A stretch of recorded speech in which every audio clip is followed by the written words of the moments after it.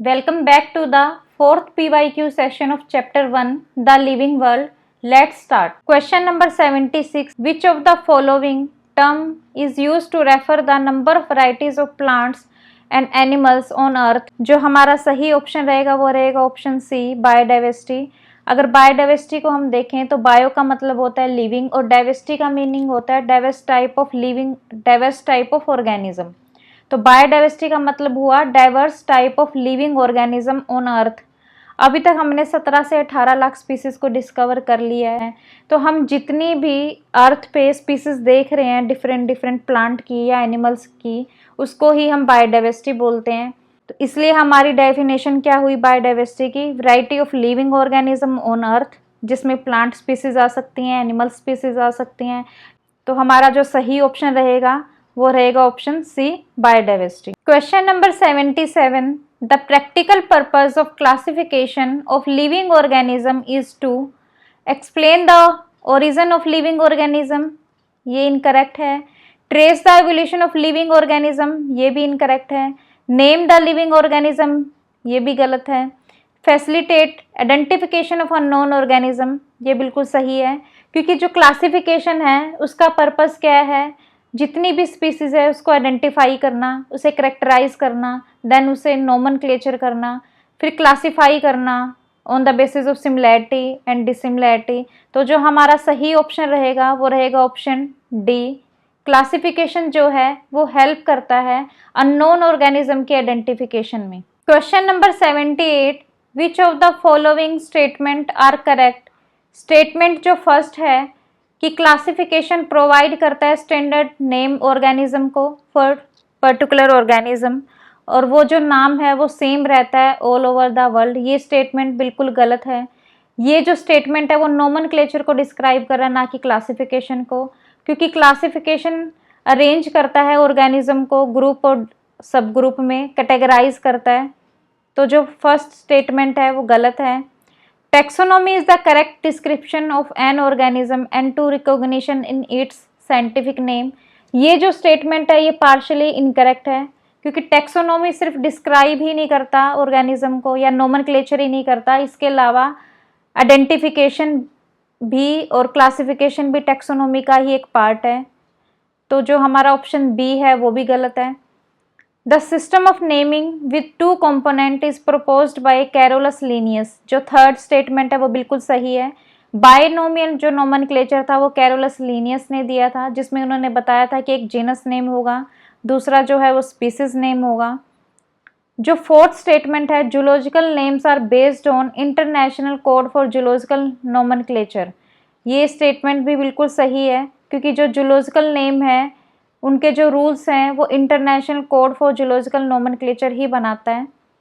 तो जो हमारा सही ऑप्शन रहेगा वो रहेगा option B. Question number 79. The basis of classification as per the 5 kingdom classification system is. जो 5 किंगडम क्लासिफिकेशन है वो RH विटेकर ने दिया था। उनका जो बेसिस था क्लासिफिकेशन का वो न्यूक्लियस स्ट्रक्चर भी था, सेल वॉल स्ट्रक्चर था, न्यूट्रिशन था, मोड ऑफ रिप्रोडक्शन भी था, लेकिन जो मेन बेसिस था क्लासिफिकेशन का वो था न्यूट्रिशन। न्यूट्रिशन का मीनिंग क्या हुआ कि कोई ऑर्गेनिज्म कैसे फूड को ऑब्टेन कर रहा है, एनर्जी इनटेक कैसे कर रहा है। तो न्यूट्रिशन का जो मोड है वो ऑटोट्रोफिक हो सकता है, हेट्रोट्रोफिक हो सकता है, सेप्ट्रोफिटिक हो सकता है।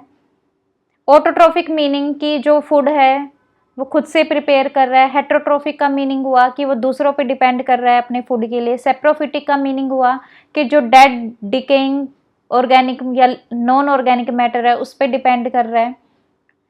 ये जो मोड ऑफ न्यूट्रिशन है वो डिफरेंसेस बता रहा था ऑर्गेनिज्म के बीच में, उन्हें ऑर्गेनिज्म को सेपरेट कर रहा था कि ये प्लांट स्पीसीज है, ये एनिमल स्पीसीज है, ये माइक्रो ऑर्गेनिज्म है। और क्या बताता है न्यूट्रिशन कि हम कैसे अडेप्ट कर रहे हैं, कैसे इंटरेक्ट कर रहे हैं इन्वायरमेंटल कंडीशंस के अकॉर्डिंग। ये इकोलॉजिकल रोल के बारे में भी बता रहा था कि प्रोड्यूसर हैं हम या कंज्यूमर हैं या फिर डिकम्पोजर है। तो जो इसलिए हमारा मेन जो बेसिस था 5 किंगडम क्लासिफिकेशन का वो था न्यूट्रिशन, इसलिए जो ऑप्शन जो सी है वो सही ऑप्शन है। क्वेश्चन नंबर 80 है, अगर 5 किंगडम क्लासिफिकेशन को हम फॉलो करें तो आर्कीबैक्टीरिया और नाइट्रोजन फिक्सिंग जो ऑर्गेनिज्म है वो कौन से किंगडम में आएंगे? मोनेरा में, प्रोटिस्टा में, फंगाई, प्लांटी। तो जो हमारा सही ऑप्शन रहेगा वो रहेगा ऑप्शन ए, मोनेरा। मोनेरा किंगडम के अंदर प्रोकैरियोटिक ऑर्गेनिज्म आते हैं। प्रोकैरियोटिक ऑर्गेनिज्म वो ऑर्गेनिज्म होते हैं जिसमें वेल डिफाइंड न्यूक्लियस जो है वो एब्सेंट होता है, सेल ऑर्गेनेलिस भी एब्सेंट होती हैं। जो आर्कीबैक्टीरिया है जो हॉट एक्सट्रीम कंडीशंस में सरवाइव कर पाते हैं वो मोनेरा के अंदर आते हैं। जितने भी नाइट्रोजन फिक्सिंग बैक्टीरिया हैं जैसे कि साइनोबैक्टीरिया हैं वो भी मोनेरा के ही अंदर आते हैं। तो जो हमारा सही ऑप्शन रहेगा वो रहेगा option A. Question number 81, an actual species comprises A population. सबसे पहले हम समझते हैं कि स्पीसीज की डेफिनेशन क्या है। स्पीशीज क्या है? Group of closely related species हैं जो कॉमन कैरेक्टरिस्टिक्स को शेयर करती हैं, इंटरब्रीड कर सकती हैं अमंग देमसेल्व्स और रिप्रोडक्टिवली आइसोलेटेड होती हैं अदर स्पीसीज से। तो जो हमारा सही ऑप्शन रहेगा इसमें वो रहेगा ऑप्शन सी, कि जो स्पीसीज है वो रिप्रोडक्टिवली आइसोलेटेड होती हैं अदर स्पीसीज से, मतलब जो डिफरेंट स्पीसीज होगी उनके साथ वो इंटरब्रीड नहीं कर पाएगी। तो ऑप्शन सी जो है वो सही आंसर है। Question number 82, this animal is correctly matched with its particular taxonomic category. जो ऑप्शन ए है वो है हाउस फ्लाई मस्का ऑर्डर।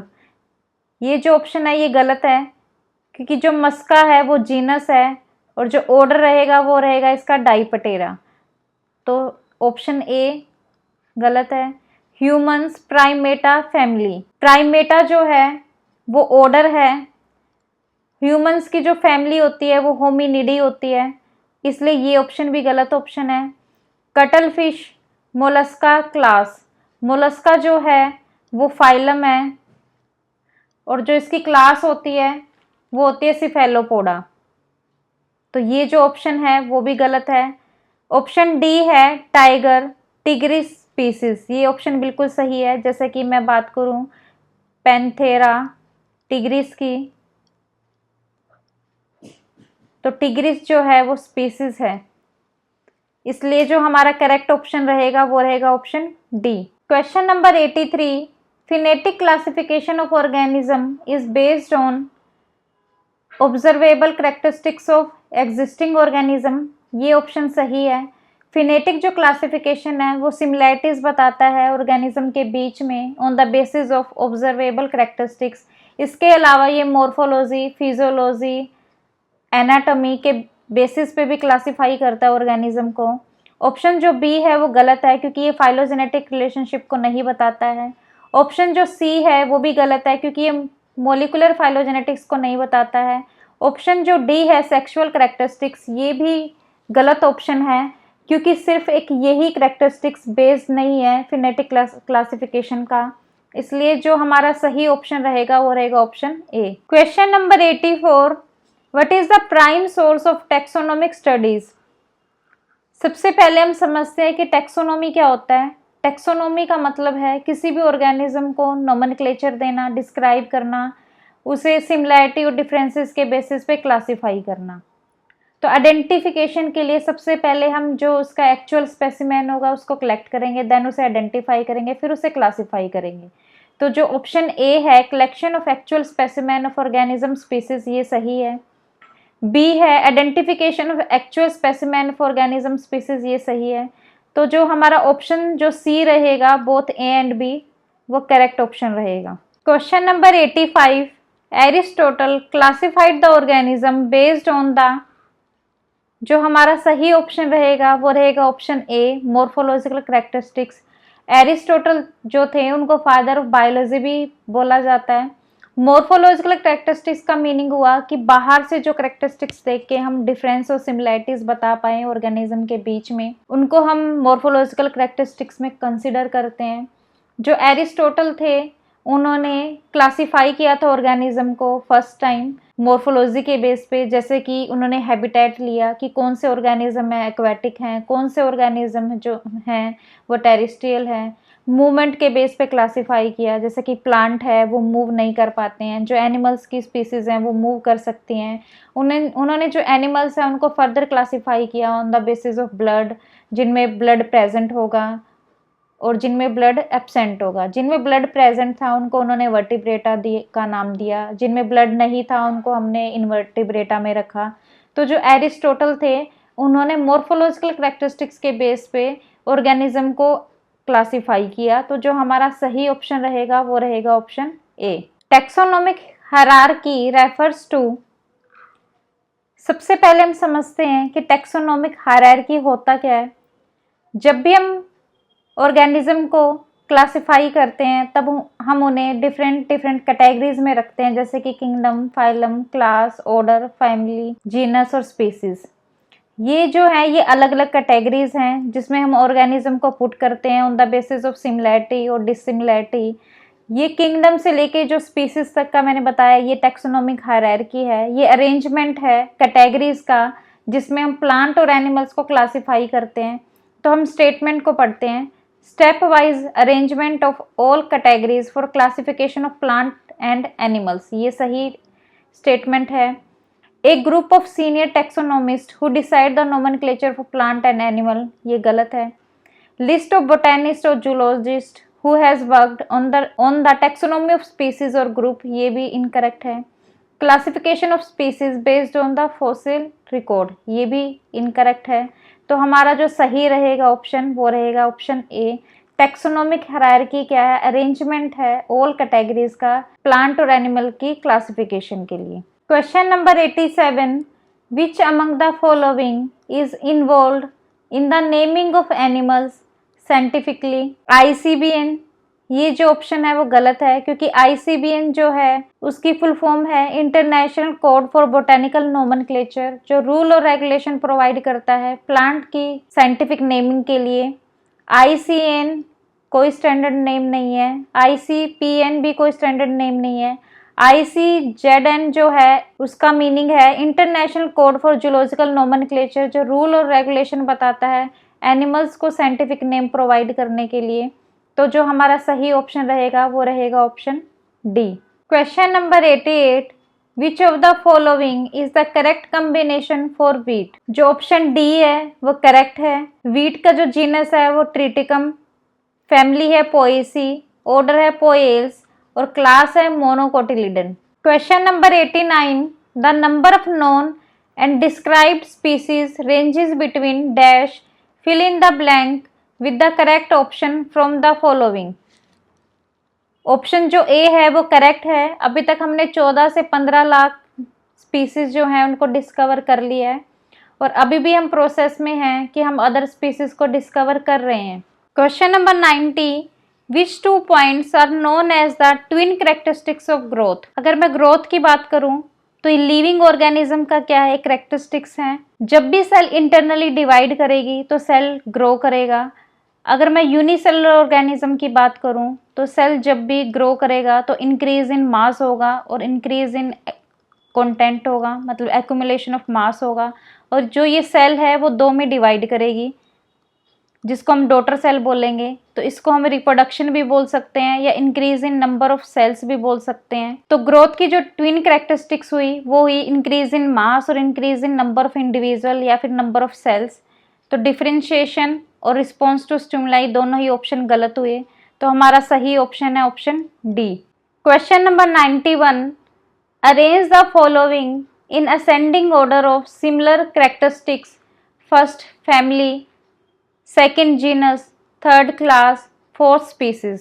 टैक्सोनॉमिक हायरार्की की मैं बात करूं तो उसमें 7 कैटेगरीज होती हैं, kingdom, phylum, class, order, family, genus और स्पीसीज। जब भी हम किंगडम से स्पीसीज की तरफ मूव करते हैं तो सिमिलैरिटीज हमेशा ज़्यादा मिलेंगी स्पीसीज के बीच में और हमें बताना है लेस सिमिलैरिटी से हायर सिमिलैरिटी कहाँ मिलेगी, किस लेवल पे मिलेगी।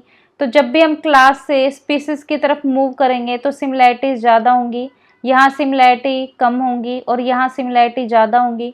तो हमारा जो ऑप्शन ए है वो सही ऑप्शन है। Question number 92, herbarium, botanical garden, museum, zoological park and keys are considered as. Option जो डी है वो सही है, टैक्सोनॉमिकल एड। ये हेल्प करते हैं आइडेंटिफिकेशन में और क्लासिफिकेशन ऑफ ऑर्गेनिज्म में। Question number 93, which of the following statement is incorrect? The scientific name for human is Homo sapiens. ये जो स्टेटमेंट है वो सही है, क्योंकि जो ह्यूमन है उनका साइंटिफिक नेम होमो सैपियंस है। Organism placed in the same genus are least closely related. ये जो स्टेटमेंट है वो गलत है। जो ऑर्गेनिज्म सेम जीनस को बिलोंग करेंगे वो मोर क्लोजली रिलेटेड होंगे, ना कि लेस। स्टेटमेंट सी है, moving from species to kingdom more different species are included in each higher category. ये जो स्टेटमेंट है वो सही है। अगर मैं टेक्सोनोमिक हायरार्की की बात करूं, उसमें 7 कैटेगरीज प्रेजेंट होती है, kingdom, phylum, class, order, family, genus और स्पीसीज। जब भी हम स्पीसीज से किंगडम की तरफ मूव करेंगे तो सिमिलैरिटीज हमेशा ही डिक्रीज होती हैं। तो यहाँ किंगडम लेवल पे, जो कि एक हायर कैटेगरी है, हमें डिफरेंट स्पीसीज देखने को मिलेंगी। तो जो सी स्टेटमेंट है वो बिल्कुल सही है। Species that are in the same genus share very specific characteristics. ये स्टेटमेंट भी सही है। जो स्पीसीज सेम जीनस को बिलोंग करेंगी वो शेयर करेंगी स्पेसिफिक कैरेक्टरिस्टिक्स को। तो स्टेटमेंट डी भी है, वो भी सही है। जो हमारा इनकरेक्ट ऑप्शन है वो रहेगा बी। तो सही ऑप्शन है option B. Question number 94, the living organism can be unexceptionally distinguished from the non-living things on the basis of their ability for reproduction। ये गलत ऑप्शन है, क्योंकि रिप्रोडक्शन लिविंग ऑर्गेनिज्म का डिफाइनिंग फीचर नहीं हो सकता। अगर मैं एग्जांपल में हनी बी की बात करूं तो हनी बी में वर्कर, ड्रोन और क्वीन प्रेजेंट होगी। जो वर्कर और क्वीन होती है वो दोनों ही फर्टाइल होगी, लेकिन जो ड्रोन होगा मेल वो स्टेराइल होगा। तो इसलिए रिप्रोडक्शन डिफाइनिंग फीचर नहीं है लिविंग ऑर्गेनिज्म का। ग्रोथ की बात करूं तो अगर मैं रॉक के एग्जांपल की बात करूं तो एक्यूमुलेशन ऑफ सैंड की वजह से रॉक जो है वो ग्रो कर सकता है, लेकिन वो एक नॉन लिविंग ऑर्गेनिज्म है। तो ग्रोथ भी एक लिविंग ऑर्गेनिज्म का डिफाइनिंग फीचर नहीं है। मूवमेंट की बात करूं, फॉर एग्जांपल ग्लेशियर्स जो है वो मूव कर सकते हैं, तो ये भी डिफाइनिंग फीचर नहीं है। रिस्पॉन्स टू टच, एग्जाम्पल में हम बैक्टीरिया को लेते हैं। मे भी बैक्टीरिया लाइट और टेम्परेचर से सेंसिटिव हो, टच से सेंसिटिव ना हो, तो ये भी एक डिफाइनिंग फीचर नहीं हुआ लिविंग ऑर्गेनिज्म का। जो ऑप्शन डी है कि लिविंग ऑर्गेनिज्म इंटरेक्ट करेगा इन्वायरमेंट के साथ में और इवोल्यूशन शो करेगा, ये एक लिविंग ऑर्गेनिज्म का फीचर है। तो ऑप्शन जो डी है वो सही है। Question number 95, the sum total of chemical reaction occurring in body is known as metabolism, homeostasis, irritability, catabolism. Metabolism क्या है? हमारी बॉडी में जितनी भी रिएक्शन हो रही है उसको हम मेटाबॉलिज्म बोलते हैं। मेटाबॉलिज्म हेल्प करता है हमें ग्रो करने में, रिप्रोडक्शन में हेल्प करता है और किसी भी डैमेज को रिपेयर करने में भी हेल्प करता है। मेटाबॉलिज्म को हम 2 कैटेगरी में डिवाइड करते हैं, कैटाबोलिज्म और एनाबोलिज्म। एनाबोलिज्म का मतलब हुआ कि सिंपल मॉलिक्यूल से कॉम्प्लेक्स जो मॉलिक्यूल है उसकी फॉर्मेशन होगी, और कैटाबोलिज्म का मतलब हुआ कि कॉम्प्लेक्स मॉलिक्यूल से सिंपल मॉलिक्यूल की फॉर्मेशन होगी। तो इसलिए जो हमारा ऑप्शन जो ए है वो सही ऑप्शन है। Question number 96, in A taxonomic hierarchy family is interpolated between kingdom and class, class and order, order and genus, class and genus. अगर मैं टेक्सोनोमिक हायरार्की की बात करूं तो ऑर्गेनिज्म को हम डिफरेंट कैटेगरीज में पुट करते हैं, जैसे कि kingdom, phylum, class, order, family, genus और स्पीसीज। तो क्वेश्चन है कि फैमिली को हम किन 2 लेवल के बीच में पुट करते हैं? ऑर्डर और जीनस के बीच में। इसलिए जो ऑप्शन सी रहेगा वो करेक्ट है। Question number 97, the fungi, the filamentous algae, the protonym of mosses all easily multiply by budding, fission, regeneration and fragmentation। जो डी है वो सही ऑप्शन है। फंगाई, एल्गी और प्रोटोनिम ऑफ मोसिस हैं, ये मल्टीप्लाई करते हैं फ्रेगमेंटेशन से। फ्रेगमेंटेशन एसेक्सुअल रिप्रोडक्शन का एक टाइप है जिसमें ऑर्गेनिज्म फ्रेगमेंट्स में डिवाइड होगा, और जो ये फ्रेगमेंट है इनमें एबिलिटी होगी कि ये फुली ग्रोन इंडिविजुअल में डेवलप हो पाए, और ये जो ऑर्गेनिज्म होगा वो एग्जैक्ट कॉपी होगा ओरिजिनल वन की। इसलिए जो डी ऑप्शन है वो करेक्ट है। Question number 98, the practical purpose of classification of living organism is to. जो डी है वो सही ऑप्शन है। क्योंकि जो क्लासिफिकेशन का पर्पस है वो ऑर्गेनिज्म को आइडेंटिफाई करना है, देन उन्हें नोमेनक्लेचर प्रोवाइड करना है, डिस्क्राइब करना है, क्लासीफाई करना है डिफरेंट कैटेगरीज में on the basis of similarity and dissimilarity. तो क्लासिफिकेशन का जो पर्पस है वो आइडेंटिफिकेशन है अननोन ऑर्गेनिज्म का। और अभी तक हमने 17 से 18 लाख स्पीसीज को डिस्कवर कर लिया है और अभी भी हम प्रोसेस में हैं कि हम लिविंग ऑर्गेनिज्म को आइडेंटिफाई कर रहे हैं। तो जो हमारा डी ऑप्शन है वो सही है। Question number 99, which one of the following statement is correct about biodiversity. तो बायोडाइवर्सिटी समझते हैं कि क्या होता है। बायो का मतलब है लिविंग और डाइवर्सिटी का मतलब है डाइवर्स टाइप ऑफ ऑर्गेनिज्म। तो बायोडाइवर्सिटी का मतलब हुआ diverse type of living organism on earth.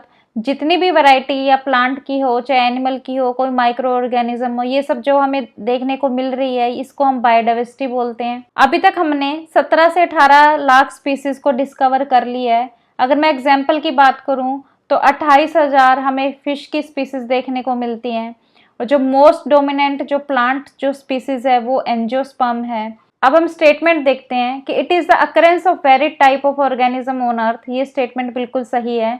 Each different kind of plant animal organism represent a species. ये स्टेटमेंट भी सही है। The number of species that are known and described range between 1.7 to 1.8 million. ये statement भी सही है। तो जो हमारा करेक्ट ऑप्शन होगा वो रहेगा option D. Question number 100, which of the following taxonomic categories is being described by the given statement. Statement जो फर्स्ट है basic unit of classification. Basic unit of classification हमेशा ही स्पीसीज होती है। सेकेंड डेफिनेशन है defined as the group of individual which resemble in their morphological and reproductive character interbreed among themselves and produce fertile offspring. ये जो statement है ये भी स्पीसीज को डिस्क्राइब कर रहा है, क्योंकि स्पीसीज क्या है, ग्रुप ऑफ रिलेटेड ऑर्गेनिज्म है जो इंटरब्रीड कर सकते हैं और रिप्रोडक्टिवली आइसोलेटेड होते हैं अदर स्पीसीज से। Human being belong to the species sapiens which is grouped in the genus homo. Human being जो है वो सैपियंस स्पीसीज को बिलोंग करते हैं और जो उनका जीनस है वो होमो है। तो ये जो तीनों ही स्टेटमेंट है ये स्पीसीज को बिलोंग कर रहा है, तो इसलिए हमारी जो ऑप्शन जो ए है वो सही ऑप्शन है।